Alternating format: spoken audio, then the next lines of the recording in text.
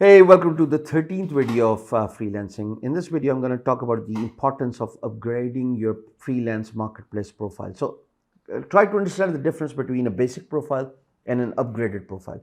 A basic profile does not, get much eyeballs because the algorithm is created in a way that it encourages freelancers to pay the marketplace in order to upgrade their profile, purchase connects or bids, depending on the marketplace you're using, connects in the case of Upwork, more on that later, bids in the case of guru.com, freelancer, workchest, more on that later. But once you pay the freelance marketplace money to upgrade your profile to premium, to get more connects or create an agency, automatically they start promoting you for your skills keywords. So it is very essential for freelancers to spend money on themselves and upgrade their freelance marketplace profile.